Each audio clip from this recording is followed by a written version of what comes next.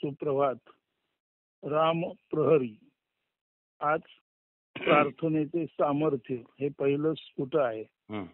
सर्व काही अविनाशी चैतन्याचीच क्रीडा आहे आणि चैतन्य आत बाहेर, दृश्य अदृश्य, आकार निराकार, गुण निर्गुण, भाव अभाव, स्थिती नास्ती या सर्वांमध्ये आणि सर्व बाह्यही आहे. याचा सरळ सरळ अर्थ असा आहे की मानव आपले व्यक्तित्व, केंद्र, वस्तुमान, ओळख, परिचय केवळ चैतन्य आणि चैतन्य, अन्य काही नाहीच नाही यावर ठाम राहू शकला किंवा वेगळ्या शब्दात चैतन्य विसर्जित चैतन्यात विरघळू शकला तर सर्वोच्च चमत्कार अनुभवू शकेल. प्रथम त्याच्या ध्यानात येईल की दृश्य मावळले, आकार गुण भाव विघटित झाले तरी ते नष्ट होत नाहीत, तर त्यांचे चैतन्य सलील, चैतन्य हे सलील किंवा चिद्रूप चैतन्य रूप पाणी बनते. सर्व आकार चैतन्य वहनात वाहू लागतात. मरत काहीच नाही. जे आकार रूपाने स्थिर असते ते चैतन्य रूपाने वाहू लागते. या चैतन्याच्या वहनात खरे तर हे एकमेकांवर चैतन्य बिंदूंचे घासणे, आपटणे, घर्षण आणि पुढे पुढे वाहत जाणे असते. या चैतन्य बिंदूंच्या वहनात दृश्य जगत अदृश्य म्हणजे दृश्य जगत, त्याचे आकार गुण आणि भाव अदृश्य होतात. मात्र नष्ट काही होत नाही. चमकणारे तारे ग्रह चांदण्या उल्का, चमकणारे तारे ग्रह चांदण्या उल्का होऊन पृथ्वीवर पडतात आणि त्यांचे दगड बनतात. यात झाले काय? पृथ्वीपासून दूरवर चमकणारे खरे तर तेही मूलतः दगडच असतात, जे आपल्यातून प्रकाशरूपी शलाका म्हणजे किरणे उत्सर्जित करीत असतात. म्हणजे पृथ्वीपासून दूरवर चमकणारे जे मूलतः दगडच असतात, असे हे ग्रह तारे नक्षत्रे पृथ्वीवर पडल्यावर दगड होतात. दूरवर चमकणारे जवळ आल्यावर पृथ्वीवर पडल्यावर चमकत नाहीत इतकेच होते. येथेही पृथ्वीवर उल्का रूपे पतन झाल्यावर दगड म्हणून रूपांतरित झाल्यावर त्यांच्यातून प्रकाश उत्सर्जित होत असतो. मात्र दूरचे चमकणारे जवळ चमकत असूनही चमकल्यासारखे वाटत नाही. म्हणूनच म्हणतात की जे दूरचं असतं ते नेहमीच साजरं दिसतं. म्हणजे दूरवरून चमकणारे दगड पृथ्वीवर आल्यावर दगड बनतात आणि जवळ आल्यामुळे ते चमकत नाही तसं वाटतं. परंतु प्रत्येक दगड सुद्धा आपल्यातून प्रकाश रूपे उत्सर्जन करत असतो. परंतु दूर असताना जे चमकणारे वाटते ते जवळ आल्यानंतर न चमकणारे दगडासारखे वाटते. म्हणजे दूरचा संत आपणाला आकर्षित करतो आणि कदाचित आपल्या शेजारी संत असेल तर तो आपल्याला दगड वाटतो. असं काहीतरी हे विपरीत गणित असतं. ज्या अर्थी प्रत्येक वस्तू दिसते त्या अर्थी ती आपल्यातून किरण रूपे आपला सारांश बाहेर टाकीत असते. वस्तूचे दिसणे हे तिचे चमकणेच असते. फक्त तारा म्हणून दूरवर दिसणारे दगड म्हणून दिसते एवढेच होते. म्हणजे दूरवर तारा म्हणून दिसणारे पृथ्वीवर आले की दगड वाटतात एवढंच. हा दृश्य बदल असतो, दर्शन बदल असतो. खरे तर हा चैतन्य स्वरूपातील बदल असतो. दुरून डोंगर साजरे म्हणतात कारण दूरवरून डोंगर छान हिरवेगार वाटतात, परंतु आपण डोंगरावर गेल्यानंतर ते ओबडधोबड दगड वाटतात. म्हणजे दूरचे डोंगर साजरे, जवळ गेल्यानंतर ओबडधोबड. तसेच दूरचे तारे चमकणारे, उल्काहून जमिनीवर पडल्यानंतर ओबडधोबड दगड. असा हा केवळ आपल्या दृष्टीतील भ्रामक बदल आहे. चैतन्य असतेच असते. घटरूपाने आणि जलरूपाने चैतन्यच असते. जड आणि चैतन्य रूपाने चैतन्यच असते. सर्व काही असते ते येथून तेथून चैतन्यच असते. गोठलेले चैतन्य घटाकार किंवा साकार असते आणि वहनातील घट किंवा आकार चैतन्य रूप असतो. तसेच असते सारे. रंग रूप आकार गुण भाव आणि निरंग निरूप निराकार निर्भाव सर्वच्या सर्व चैतन्यच असते. असे मूलभूत चैतन्य नाही कमी होत किंवा वाढत. पाण्याचे बर्फ होणे आणि पुन्हा बर्फाचे पाणी होणे यात पाणी कमी होत नाहीच नाही. पाण्याची वाफ झाली आणि पाणी दिसेनासे झाले तरीही ते बाष्प रूपे उरते. हा सारा दिसण्यातील गोंधळ आहे. ध्यानात घ्या. आपण ज्याला चैतन्य म्हणत आहोत ते द्रव, घन, बाष्प, आकार, वस्तुमान, गुण, भाव आणि सर्वच्या सर्व ज्ञात व अज्ञात यांच्या एकतेला चैतन्य असे म्हणत आहोत. असे जे एकमेवाद्वितीय एक आणि एकच ज्याच्यासारखे दुसरे असूच शकत नाही ते चैतन्य त्याच्या पूर्णतेने कधीच दिसत नाही आणि दिसणारी नाही. पूर्ण प्रकट व्हायचे म्हटले तर ते कोठे व कसे प्रकट होणार? आपणाला एकमेव चैतन्याबाबत बोलताना हे ध्यानात येईल की अशा एकमेव द्वितीयाबाबत पूर्णत्वाने बोलणेही शक्य नाही. तर ते असे चैतन्य इतके काही पूर्ण आहे की त्याला पूर्णत्वाने प्रकट करील असा पडदा अस्तित्वात नाही. शाब्दिक व्यक्ततेसाठी शब्द ही अपूर्ण आहेत. मात्र सारे काही बदलात असल्याने उत्क्रांतीच्या टप्प्यात सर्व काही बदलत आहे आणि बदलात आहे. जी जीवसृष्टी उत्क्रांतीच्या पुढील टप्प्यांवर दिसेनाशी झाली ती नष्ट झाली असे म्हणणे योग्य आहे. ती उत्क्रांत होऊन आज जशी दिसते तशी दिसते इतका त्याचा अर्थ आहे. काही नष्ट न होता सर्व काही बदलात आहे. शक्यता अशीही आहे की आजचा मानव पुढे जाऊन दृश्य बदलाने पूर्णतया वेगळाही असेल. तो असा काही दिसू शकेल की आज मानव जसा दिसतो तसा अजिबात न दिसताही तो मानवच असेल. नीट ध्यान द्या, सर्व काही चैतन्य आहे. काहीही नष्ट न होता चैतन्यात विसर्जित होते आणि नवरूपे पूर्णपणे बदलून जन्माला येते. जर हे असे होत असेल तर आजचा मानव उद्या अत्यंत क्रांतिकारी पद्धतीने बदललेल्या रूपात दिसू शकेल. असेही होईल की आपण पूर्ण चैतन्य आहोत आणि चैतन्य कधीही नष्ट होत नाही. या ठाम खात्रीमुळे काही माणसे इतकी काही बदलतील की स्थूल देह सूक्ष्म देह विरहित अशा एका चैतन्य देहात, कारण देहात किंवा विवेक देहात या पृथ्वीवर असतील. पण अद्याप रूपांतरित न झालेल्या नेहमीच्या आजच्या रूपातील नांदणाऱ्या इतर माणसांना ती दिसूही शकणार नाहीत, पण निश्चित असतील. हे थोडे अधिक स्पष्ट करूया. आता आपण बोलत आहोत, तुम्ही ऐकत आहात. संत होऊन गेलेले आहेत आणि ते आपल्या जवळ नाहीत, तरी सुद्धा आपल्यातून हे जे संपूर्ण चैतन्याचं वर्णन चालू आहे ते कदाचित न दिसणाऱ्या परंतु चैतन्य रूपाने तुमच्या आजूबाजूला बोलणाऱ्याच्या आजूबाजूला असलेल्या त्या चैतन्य रूपात असलेल्या परंतु देह रूपात न दिसणाऱ्या आजही असणाऱ्या त्या संत महंतांच्या प्रेरणा म्हणजेच शरीर विना शरीर असलेले संत आजही असू शकतात. तसंच जो माणूस केवळ आपल्याला चैतन्य चैतन्य आणि चैतन्यच समजतो तो माणूस कदाचित पृथ्वीवर असूनही एका वेगळ्या पद्धतीने देह पडल्यावरही केवळ चैतन्य रूपाने किरण रूपाने आसपास असू शकतो. म्हणून आजचा मानव पूर्ण उत्क्रांत झाला आहे असे नव्हे. इथून पुढे मानवाची उत्क्रांती होणार आहे. मानवाची याचा अर्थ संपूर्ण अस्तित्वाची उत्क्रांती होणार आहे. तेव्हा वस्तू नसतील, विषय नसतील, घटक नसतील, पण तू सर्व काही चैतन्य रूपाने असेल आणि जाणीवांच्या पद्धतीने सर्व जाणीवा इथून तिथून होणार असतील. विना देह, विना घट, विना आकार, विना गुण, विना भाव सर्व काही उजेडी राहिले, उजेड होणी असं असू शकेल. ही असेल पुढच्या मानवाच्या आणि एकंदर सृष्टीच्या अत्यंत प्रगत अवस्थेची स्थिती. म्हणून असं म्हटलेलं आहे की सूक्ष्म देह विरहित अशा एका चैतन्य देहात, कारण देहात किंवा विवेक देहात या पृथ्वीवर असतील. पण अद्याप रूपांतरित न झालेल्या नेहमीच्या आजच्या रूपातील नांदणाऱ्या इतर माणसांना ती दिसू शकणार नाहीत, पण निश्चित असतील. सध्या आपण शरीराच्या पलीकडे गेलेलो नाही. काही माणसं पूर्वी होऊन गेलेली संत म्हणतो शरीराच्या पलीकडे जाऊन चैतन्य रूपात तुमच्या आमच्या आजूबाजूला असतील.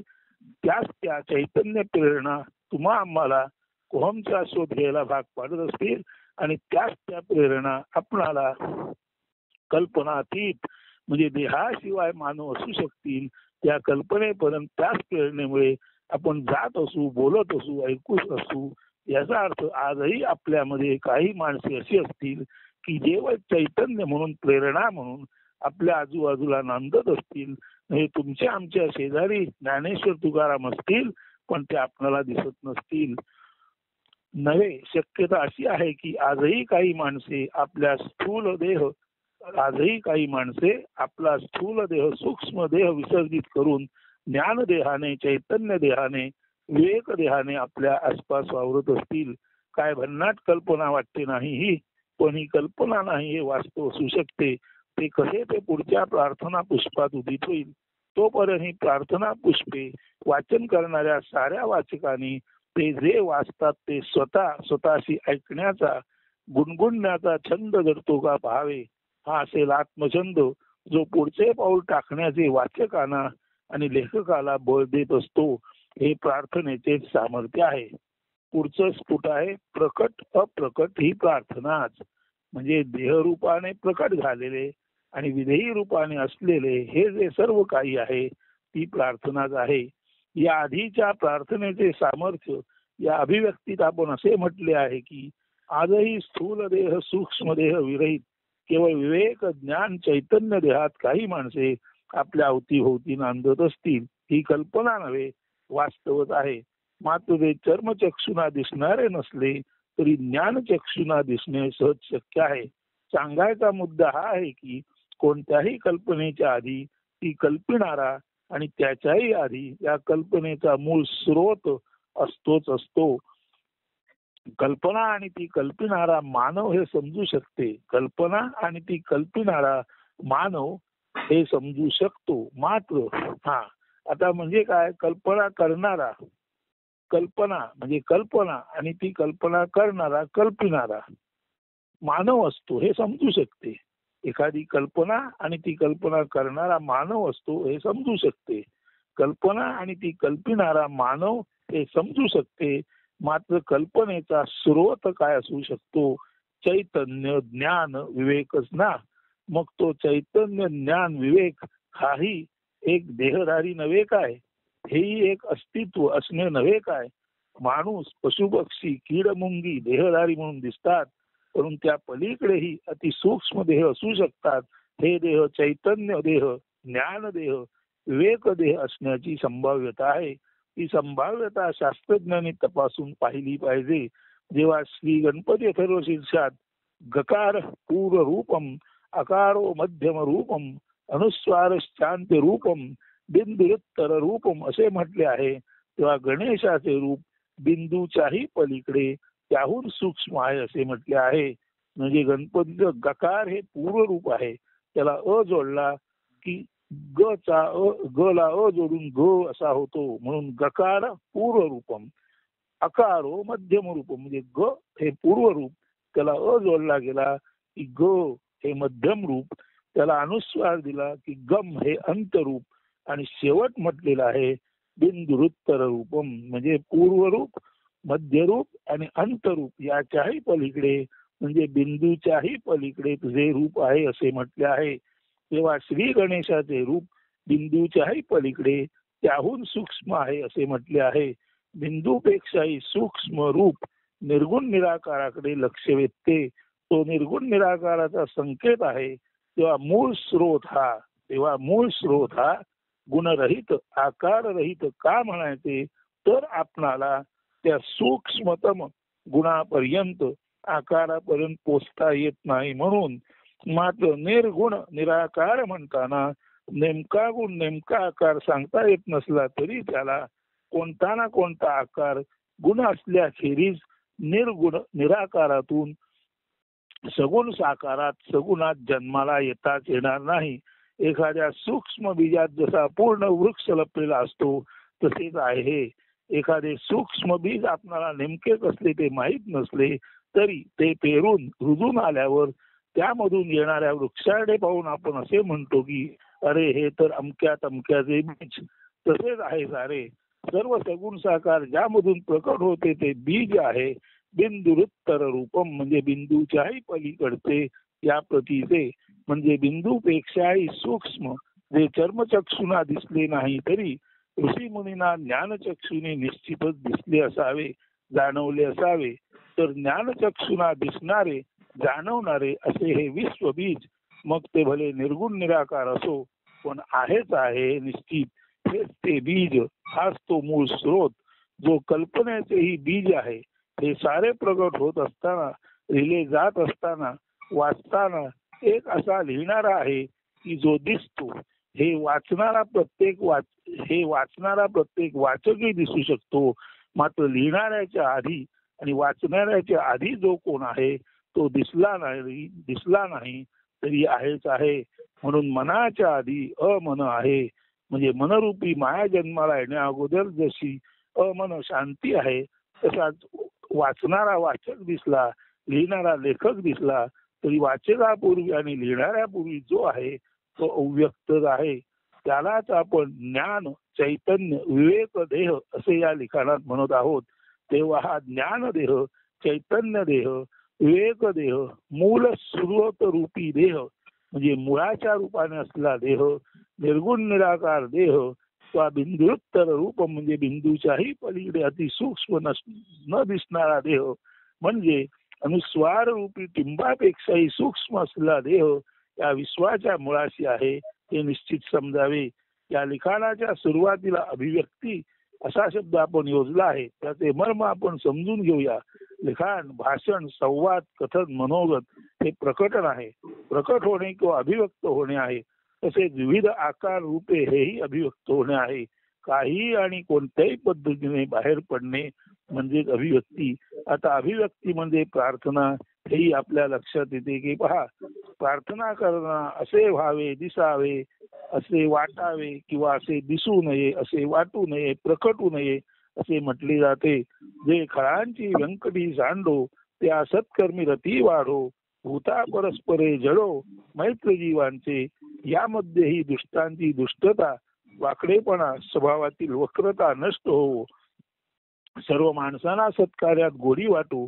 सर्व माणसे व अगदी पशु पक्षी परस्पर मैत्रीपूर्ण साहचर्येत नांदोत असे श्री ज्ञानेश्वर माऊली म्हणतात. म्हणजे हे असे आतमध्ये खोल हृदयात, मनात, अंतःकरणात प्रकटलेलेच आहे ना. म्हणजेच प्रार्थना ही अभिव्यक्ती प्रकटनच आहे ना. बरे, ज्या अर्थी ते हृदयात प्रकटले त्या अर्थी ते बीज रूपाने, सूक्ष्म रूपाने तेथे होतेच ना. बीजाशिवाय वृक्ष नाही. तशाच पद्धतीने प्रार्थनेच्या बीजाशिवाय प्रार्थना ही कशी असेल. सारांश, सर्व प्रार्थना या प्रकटन अभिव्यक्ती या सदरातच मोडतात. सारांश, सर्व प्रार्थना प्रकटन अभिव्यक्ती या सदरातच मोडतात. प्रार्थनेला शब्दरूप आहे, मात्र विश्वाला आकार रूप आहे, गुणरूप आहे, भावरूप आहे. प्रार्थनेला शब्दरूप आहे, मात्र विश्वाला आकार रूप आहे, गुणरूप आहे, भावरूप आहे. शब्द हा प्रार्थनेचा आकार आहे. भाव अर्थ हा प्रार्थनेचा दुसराही आकार. शब्द हा जसा प्रार्थनेचा आकार आहे, तसाच भाव आणि अर्थ हा प्रार्थनेचा दुसरा आकार आहे. ज्याला भावाकार, अर्थाकार म्हणता येईल असा आहे. मात्र प्रत्येक आकार हा कधी ना कधी न दिसणारा असा असतो. प्रार्थना शब्द बद्ध होण्यापूर्वी, प्रार्थना शब्द होण्यापूर्वी किंवा वैखरी म्हणून प्रकटण्यापूर्वी क्रमशः त्याआधी मध्यमा, पश्चंती, परा आणि त्याही आधी परात पर म्हणजे पर अपर यांच्याही आधीचा आकार, भाव, गुण धारण करून असते. आता हे लिहिताना लिहिणाऱ्याला जाणवत आहे, भावत आहे, गुणरूपाने खुणावत आहे. वाचणाऱ्यालाही ते असे भावने, गुणरूपाने खुणावणे शक्य आहे. तर प्रार्थनेलाही भावाकार, गुणाकार, जाणीवाकार असतोच असतो. म्हणजे प्रार्थनेचाही भाव, गुण, जाणीव हा देहच आहे. म्हणजेच प्रार्थनेचाही भाव, गुण, जाणीव हा देहच आहे. अशा अर्थी सगुण साकार विश्व ज्याच्यातून जन्माला येते, प्रकटते, अभिव्यक्त होते, त्यालाही निर्गुण निराकार म्हणताना तोपर्यंत तसे म्हणणे योग्य आहे जोपर्यंत सगुण साकार विश्वाची आपली अंतरंग ओळख पक्की होत नाही. अशा अर्थी सगुण साकार विश्व ज्याच्यातून जन्माला येते, प्रकटते, अभिव्यक्त होते, त्यालाही निर्गुण निराकार म्हणताना तोपर्यंत तसे म्हणणे योग्य आहे जोपर्यंत सगुण साकार विश्वाची आपली अंतरंग ओळख पक्की होत नाही. ध्यानात घ्या, सगुण साकार हीच निर्गुण निराकाराची व्यामिश्र म्हणजे गुंतागुंत असलेली म्हणजे भाव, गुण, आकार ओळख आहे. म्हणजे सगुण साकार हीच सगुणात येण्यापूर्वी, आकारात येण्यापूर्वी निर्गुण निराकाराची गुंतागुंत असलेली व्यामिश्र अशी भाव, गुण, आकार ओळख आहे. उलट अर्थी निर्गुण निराकार हीच सगुण साकाराची खोलवरची ओळख आहे. म्हणजे निर्गुण निराकार ही सगुण साकाराची खोलवरची ओळख आहे आणि सगुण साकाराची निर्गुण निराकार ही जशी निर्गुण निराकार सगुण साकाराची खोलवरची ओळख आहे आणि सगुण साकार ही खोलवर असलेल्या भाव, गुण, आणि निर्गुण निराकार याची सगुण साकार ही स्थूल मान्य आहे. म्हणून सगुण साकार हे स्थूल आहे आणि त्याचं मूळ निर्गुण निराकार भावरूप गुणरूप परंतु अदृश्य आकार हे त्या सगुण साकाराचे मूळ आहे. म्हणजे जसं झाड दृश्य आहे आणि त्याचं मूळ अदृश्य आहे, तसंच मूळ हे अदृश्य म्हणून निर्गुण निराकार आणि झाड हे दृश्य म्हणून सगुण साकार. जसं मूळ तसंच मूल, निरागस मूल हे मूल दिसतं पण ते निरागस असतं, निरागसता दिसत नाही. म्हणून मूल हे विश्वाचे मूळ आहे, परंतु लहान मूल हे निरागस असते. त्यातली निरागसता, मुलाची निरागसता हे सर्व विश्वाचे मूळ आहे आणि सर्व विश्वाचे मूळ निरागसता आहे. असं जे मूल ते वृक्षापर्यंत किंवा पूर्ण प्रौढ माणसापर्यंत विकसित होताना जर ती निरागसता तशीच्या तशी राहिली तर हेच मूल पुढे संत होते आणि हेच मूल पुढे संत झाले. आपणाला सगुण साकारात दिसले तरी निरागस निरामय म्हणून आपल्यातील निर्गुणत्व त्याने जसेच्या तसे जपलेले असते. काळजीपूर्वक हा संपूर्ण जो भाषणाचा भाग आहे तो फार काळजीने ऐका. वैखरीच्या मुळाशी क्रमशः पाठोपाठ मध्यवा पश्चिंती परा परात्पर आहे याचा अर्थ ज्याच्या नीट ध्यानात येईल त्याला हे समजेल की निर्गुण निराकार प्रार्थनेत आहे. म्हणजे जे परात्पर आहे तेच प्रार्थनेत असताना पर अपर नंतर जे परात्पर आहे तेच मूळ निर्गुण निराकार प्रार्थनेत आहे आणि त्याच्यातूनच पर अपर नंतर पश्यंती मध्यम आणि वैखरी या पद्धतीने सगुण साकारात प्रार्थना आली आहे. म्हणून वैखरीच्या मुळाशी क्रमशः पाठोपाठ मध्यमा पश्यंती परा परात्पर आहे याचा अर्थ ज्याच्या नीट ध्यानात येईल त्याला हे समजेल की निर्गुण निराकारच प्रार्थनेत आहे आणि त्यामधून सगुण साकार विश्व निर्माण प्रकट उघड अभिव्यक्त झाले आहे. तसेच सगुण साकारातील प्रार्थना करणारे फार खोल अंतरंगात जातात तसे ते निर्गुण निराकाराकडे जातात. इन्फिनिटी टू आयडेंटिटी आणि आयडेंटिटी टू इन्फिनिटी हेच आहे अनंतातून शांताकडे आणि शांतातून अनंताकडे जाणे. इन्फिनिटी टू आयडेंटिटी म्हणजे आय टू आय हे आहे निगम आणि आय टू आय म्हणजे identity to infinity. I to I infinity to identity हा आहे आगम म्हणजे निर्गुणातून सगुणात येणे अशा अर्थी इन्फिनिटी टू आयडेंटिटी हा आहे आगमन हा आहे आगम. वेदांना आगम निगम म्हणतात. तेव्हा मूळ ज्या ऋचा आहेत मूळ जे मंत्र आहेत ते इन्फिनिटीतून आयडेंटिटीकडे आले म्हणजे निर्गुण निराकारातून माणसाच्या हृदयातून त्याच्या मुखावाटे व्यक्तिमत्वात आले. म्हणून इन्फिनिटी टू आयडेंटिटी याला आगम म्हणतात आणि याच आयडेंटिटीतून आपल्या मूळ रूपाकडे जाणे म्हणजे आयडेंटिटी टू इन्फिनिटीकडे जाणे याला निगम म्हणतात. म्हणून आगम निगम हे दुसरे काही नसून infinity to identity and vice versa म्हणजे आयडेंटिटी टू इन्फिनिटी असा प्रवास आहे. आता हे स्पष्ट झाल्यानंतर खरे तर हीच चैतन्याची ज्ञानाची हालचाल किंवा अभिव्यक्ती प्रकटन आहे समजून येईल. हालचाल अभिव्यक्ती प्रकटन म्हणजे प्रार्थनाच आहे. जेव्हा हालचाल असते अभिव्यक्ती असते प्रकटन असते तेव्हा तिथे चैतन्याची स्वाभाविक अभिसरण प्रक्रिया चालू असते. म्हणून चैतन्याची अभिसरण प्रक्रिया म्हणजेच प्रार्थना निर्गुण निराकारातून सगुण साकारात येताना प्रार्थना चालू आहे आणि या सगुण साकारातून निर्गुण निराकाराकडे तुम्ही आम्ही जाताना सुद्धा प्रार्थना चालू आहे.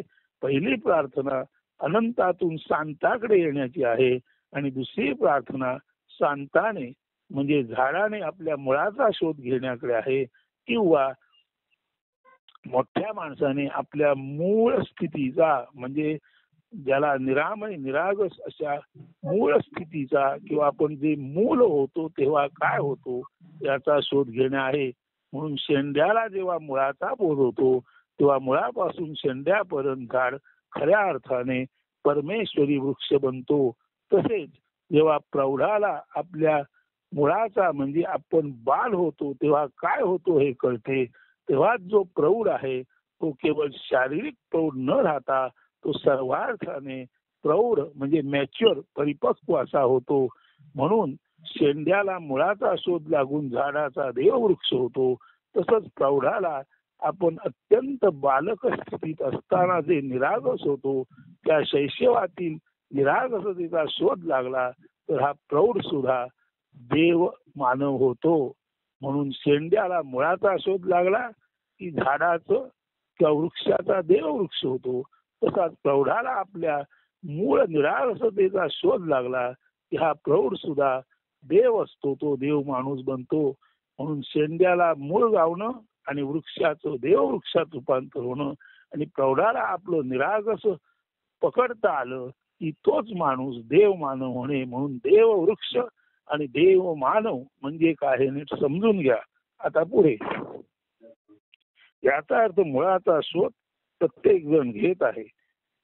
उलट्या बाजूने मूळ प्रकट होऊ वाहत आहे. म्हणजे निर्गुण निराकार सगुण साकारात येत आहे आणि सगुण साकार आपल्या मुळाचा शोध घेत आहे. याचा अर्थ निर्गुण निराकारातून सगुण साकारात आणि सगुण साकारातून निर्गुण निराकारात येणे, शोध घेणे ही खऱ्या अर्थाने प्रार्थनाच आहे. म्हणजे निर्गुण निराकार ते सगुण साकार आणि सगुण साकार ते निर्गुण निराकार हे दुसरे तिसरे काही नसून ही खरी खुरी वैश्विक प्रार्थना आहे. हीच ती प्रार्थना एक दुसऱ्याची करीत आहे. शांत अनंताची आणि अनंत शांताची प्रार्थना म्हणजे चैतन्याची हालचाल.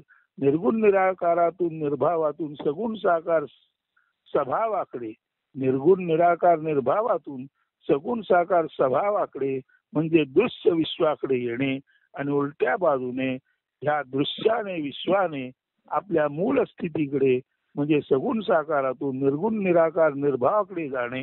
म्हणून निर्गुण निराकार निर्भावातून सगुण साकार स्वभावाकडे येताना निर्गुण निराकार विश्व होते आणि या विश्वातील काही माणसे जेव्हा आपल्या सगुण साकार स्वभावाकडून निर्गुण निराकार निर्भावाकडे जातात तेव्हाच व्यक्त हे अव्यक्त होत असते. म्हणून अव्यक्तातून व्यक्ताकडे आणि व्यक्ताकडून अव्यक्ताकडे अशी ही infinity to identity and vice versa म्हणजे आयडेंटिटी टू इन्फिनिटी अशी ही चैतन्य यात्रा म्हणजेच वैश्विक प्रार्थना.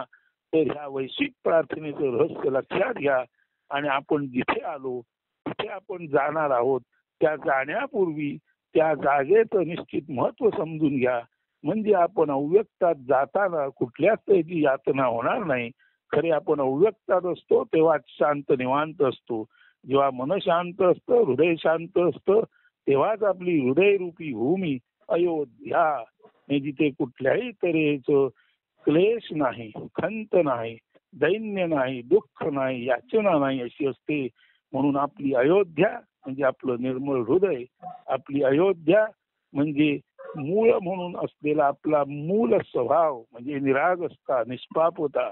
अशा अयोध्येत जो माणूस निष्पाप आणि निरागस म्हणून राहतो तो ह्या हृदयरूपी अयोध्येमध्ये विराजमान होणारा चैतन्यरूपी राम आहे.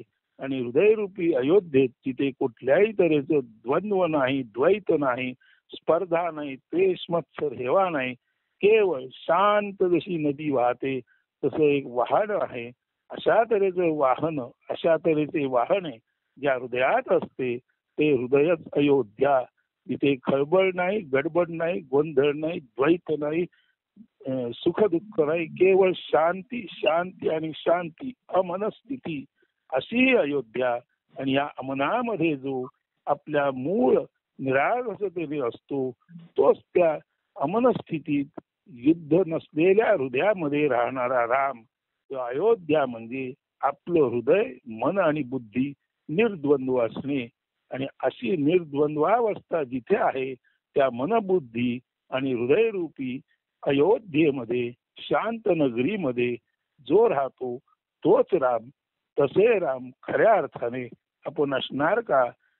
आपल्याला आपल्या मुळाचा म्हणजे आपल्यातील निरागस मुळाचा शोध लागून ते निरागसत्व जपून आपण कायमस्वरूपी अयोध्या नगरीत राम म्हणून स्वतः प्रतिष्ठित होऊन आत्मा राम म्हणून आपण आपणाकडे पाहू शकाल का? आणि असे पाहिले तर आत्मारामाची पूजा म्हणजे अशाच साधुत्वाला पोचलेल्या आपल्या मूळ अंतरंग स्वभावाची पूजा, आपल्या मूळ निष्पापतेची पूजा, हेच आहे रामाचे पूजन. आणि हा राम ज्या हृदयात आहे ते हृदय शांत निवांत आहे. हीच ती अयोध्या आहे.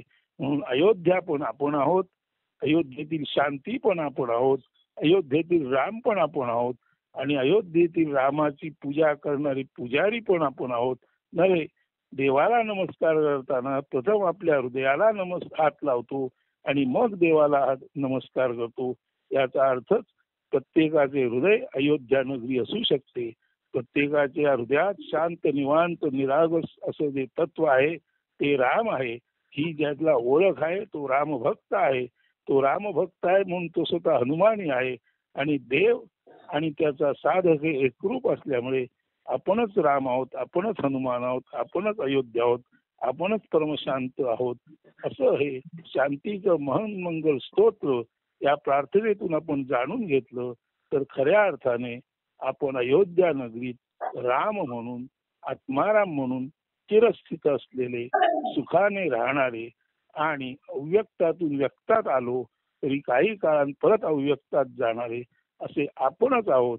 याचा बोध, याचा ज्ञानबोध त्या रामप्रहरी आपणाला झाला तर याच्याहून दुसरे उत्तम ते काय असू शकेल. सूर्य आता बऱ्यापैकी वर आला आहे. सर्व धुकं पांगून सूर्याचे किरण वक्त्याच्या अस्तित्वावर पडत आहेत. तेच किरण त्याच्यातून प्रतिबिंबित होऊन, रिफ्लेक्ट होऊन आपल्याही अस्तित्वावर पडत आहेत आणि सर्व अर्थाने उजेडी राहिले उजेड होऊनी अशी ही प्रभात आहे. हेच ते राम प्रहरीचं, रामाचं स्तवन असतो. धन्यवाद.